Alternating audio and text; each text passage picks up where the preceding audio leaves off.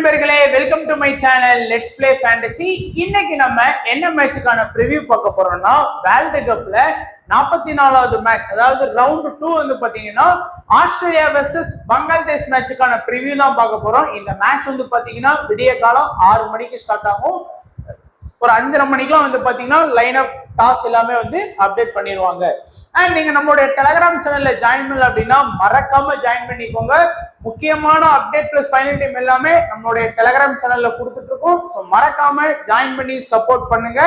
அது போக கிரிக்கெட் மட்டும் கிடையாது, டெய்லி காலையிலே இல்லைன்னா ஒரு மேட்ச் ஸ்டார்ட் பண்றதுக்கு ஒரு 2 மணி நேரத்துக்கு முன்னாடி நம்ம என்னென்ன மேட்ச்லாம் இன்னைக்கு பிளே பண்ண போறோம் அப்படிங்கிற ஷெட்யூலையும் வந்து நான் வந்து உங்களுக்கு கொடுத்துறேன்.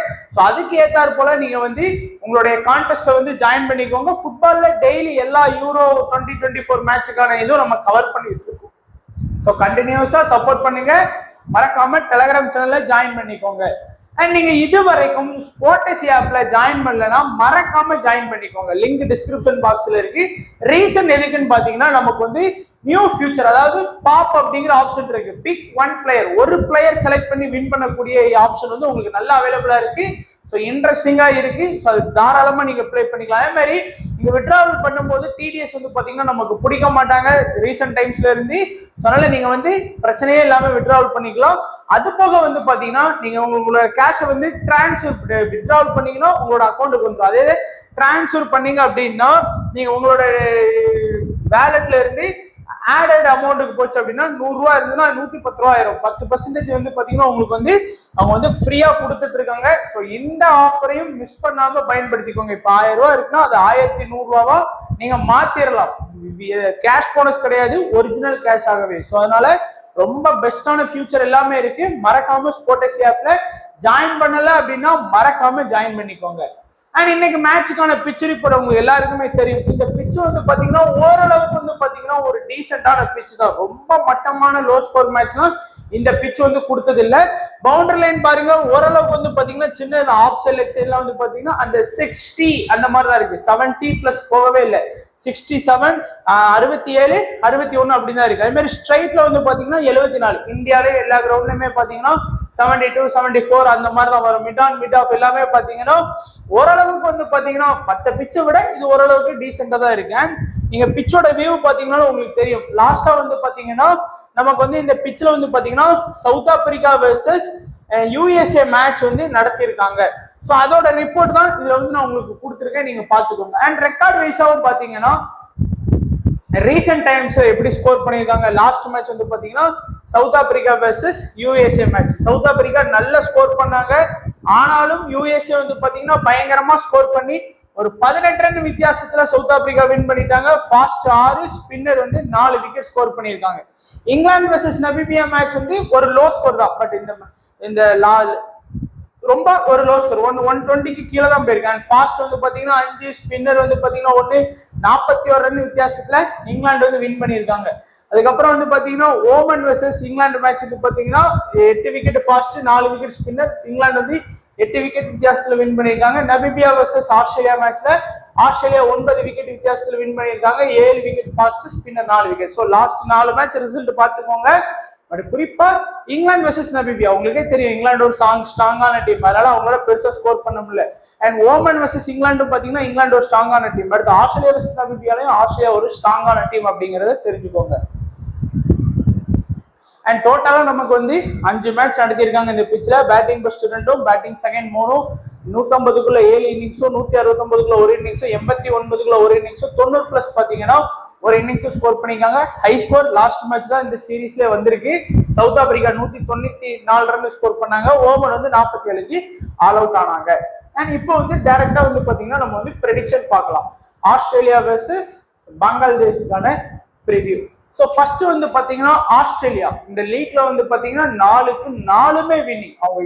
அவங்க குரூப்ல ஒரு முக்கியமான டீம் அப்படின்னா இங்கிலாந்து. ஸோ இங்கிலாண்டே வந்து பாத்தீங்கன்னா ஆஸ்திரேலியா வின் பண்ணாங்க.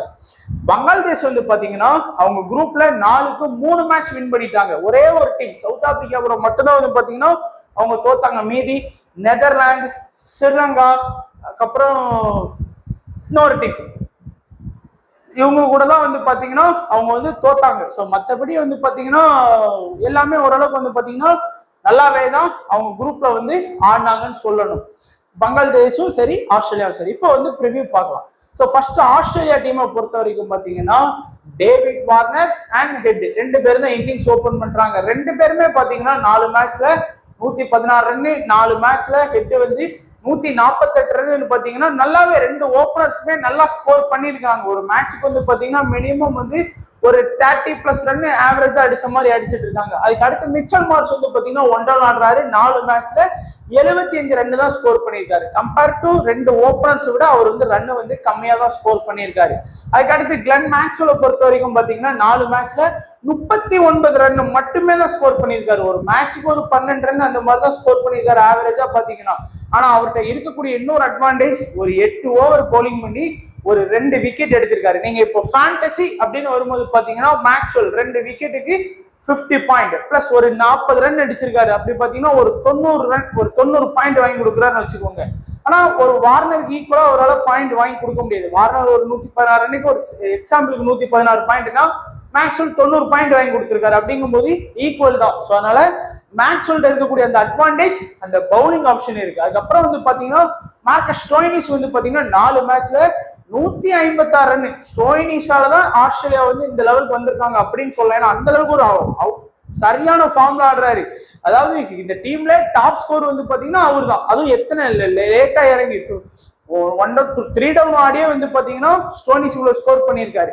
அது மட்டும் இல்லாம 9 ஓவர் போலிங் பண்ணி 6 விக்கெட் வரை எடுத்திருக்காரு. வேற லெவல்ல பெர்ஃபார்ம் பண்ணியிருக்காரு நம்ம ஃபேண்டசிக்கு மார்க்கஸ் ஸ்டோனிஸ். அடுத்து டிம் டேவிட் வந்து பாத்தீங்கன்னா 4 மேட்ச்ல 44 ரன்கள். சரியா சில மேட்ச் வந்து பேட்டிங் சான்ஸ் கிடைக்காது, டாப் ஆர்டர்ஸே முடிச்சிடறாங்க. கிடைச்ச மேட்சும் டிம் டேவிடால பெருசா இது பண்ண போதோ ஒரு ஸ்கோர் பண்றாரு. அதே மாதிரிதான் மேத்யூ வேடு விக்கெட் கீப்பிங் ஆப்ஷன்ல இருக்காரு. 4 மேட்ச்ல 21 ரன் மட்டும்தான் ஸ்கோர் பண்ணிருக்காங்க. இப்ப நீங்க பாத்தீங்கன்னாலே தெரியும் உங்களுக்கு யார் யாருக்கெல்லாம் இம்பார்ட்டன்ஸ் கொடுக்க போறோம் அப்படின்னு.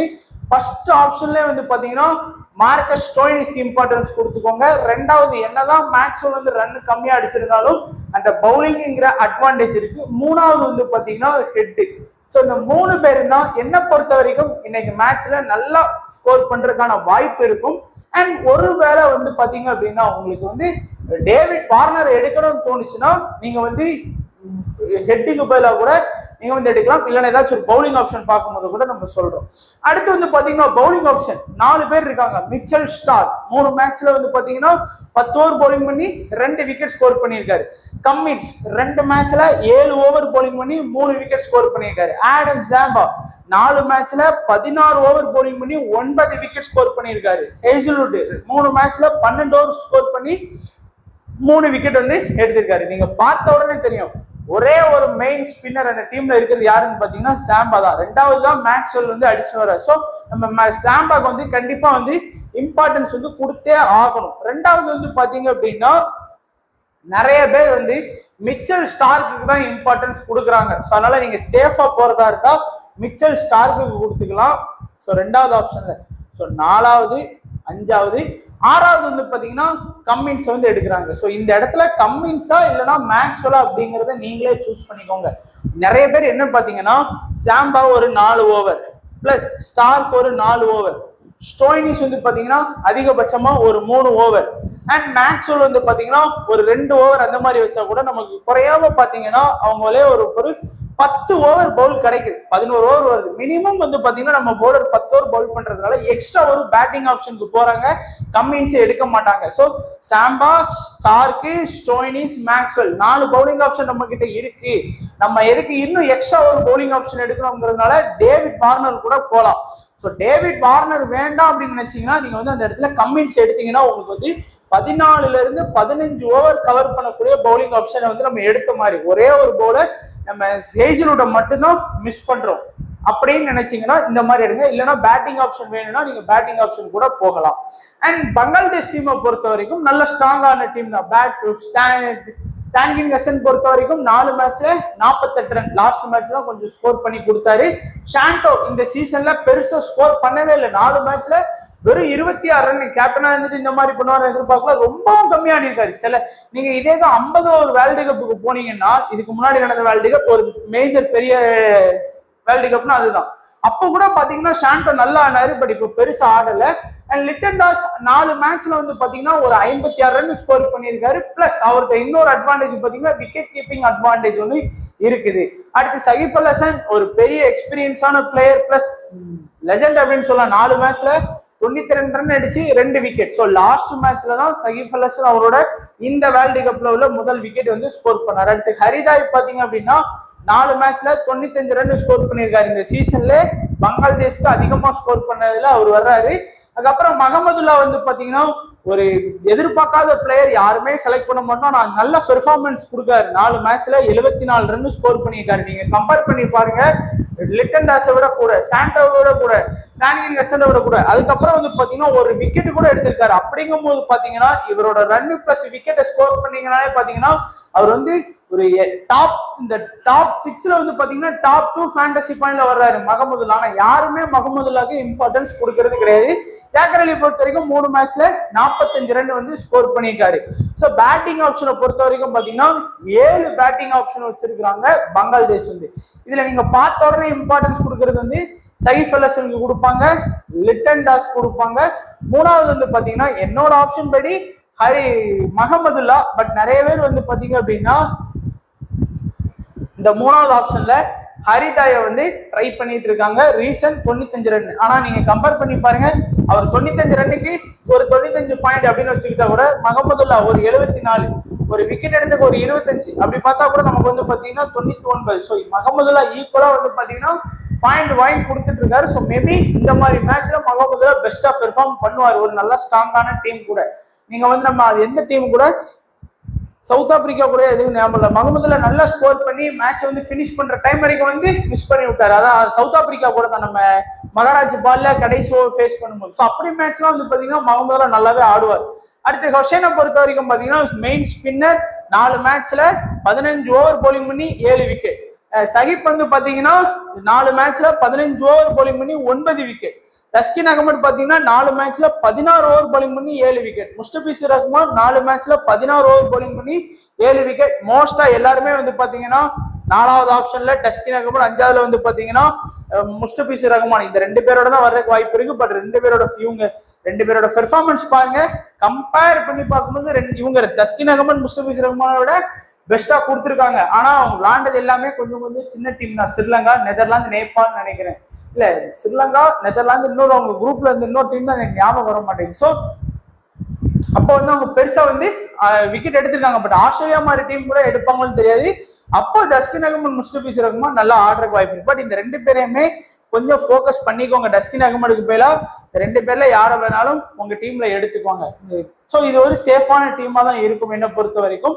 ஸோ இப்போ நம்மளுடைய ஸ்மால் லீக் டீம் பாருங்க. நான் ஏற்கனவே சொன்ன மாதிரி வந்து பார்த்தோம் அப்படின்னா பங்களாதேஷை பொறுத்த வரைக்கும் லிட்டன் தாஸ், சகிப் அல் ஹசன், மஹமதுல்லா, முஸ்தபிசர் ரஹ்மான், தஸ்கின் அகமது. ஸோ சேஃபா ட்ரை பண்ணியிருக்கோம். உங்களுக்கு இன்னொரு ஆப்ஷன் வேணா இருக்கு. இந்த ஹரிதாயை வேணா உங்களுடைய டீம்ல வந்து நீங்க வந்து எடுத்து பார்க்கலாம். மேபி ஒரு கேம் சேஞ்சரா இருக்கலாம். அதே மாதிரி இந்த 2 பேரையுமே நல்லா ஃபோக்கஸ், ஒரு ஸ்மால் லீக்னு கிடையாது, ஒரு கிராண்ட் லீக், அந்த மினி கிராண்ட் லீக்ல கூட நீங்க வந்து ஃபோக்கஸ் பண்ணி பார்க்கறதா இருந்தா பார்த்துக்கலாம். அதே மாதிரி வந்து பாத்தீங்கன்னா Head, Maxwell, Stoinis, Zampa, Cummins, Starc. உங்களுக்கு பவுலிங் ஆப்ஷன் நிறைய இருக்க மாதிரி இருக்கு. ஏன்னா Maxwell, Stoinis, Zampa, Cummins, Starc எல்லாருமே பவுல் பண்ணுவாங்க. அதனால உங்களுக்கு வந்து பாத்தீங்கன்னா டேவிட் வார்னர் எடுக்கிறதா இருந்தா நீங்க தாராளமா எடுத்துக்கலாம். மற்றபடி வந்து பாத்தீங்க அப்படின்னா எந்த ஒரு சேஞ்சுமே நீங்க வந்து பண்ண தேவையில்லை. கேப்டன், வைஸ் கேப்டனை பொறுத்த வரைக்கும் ஸ்டோயினிஸ் வந்து பாத்தீங்கன்னா ஒரு பெஸ்ட் கேப்டனா இருப்பாரு. சகிப் அல் ஹசன் வந்து பாத்தீங்கன்னா ஒரு பெஸ்ட் விசியா இருப்பாரு. அப்படியே இல்லைன்னா மேட்சோட கூட விசியா ப்ரிப்பேர் பண்ணி பார்க்கலாம். But common captain, vice captain Stoinis, Shakib Al Hasan best. ஏன்னா 2 பேரோட பெர்ஃபார்மன்ஸ் பாத்தீங்கன்னா உங்களுக்கே புரியும். அவங்களோட இது ரீசெண்ட் டைம்ஸ்ல நல்லாவே பெர்ஃபார்ம் பண்ணியிருக்கிறாங்க. ஸோ அதனால கேப்டன், வைஸ் கேப்டன் எல்லாருமே எடுத்துட்டு வர்றதுக்கு வாய்ப்பு இருக்கு. ஸோ இதுதான் நம்மளுடைய prediction Australia versus Bangladesh. So video கண்டிப்பா பிடிச்சிருக்கும்னு நினைக்கிறேன். பிடிச்சிருந்தா லைக் பண்ணுங்க, உங்களுடைய ஃப்ரெண்ட்ஸுக்கு ஷேர் பண்ணுங்க, மறக்காம நம்ம யூடியூப் சேனலை சப்ஸ்கிரைப் பண்ணிக்கோங்க. ஸோ வீடியோ பார்த்த எல்லா நண்பர்களுக்கும் நன்றி, வணக்கம். தேங்க்ஸ் ஃபார் வாட்சிங் நண்பா.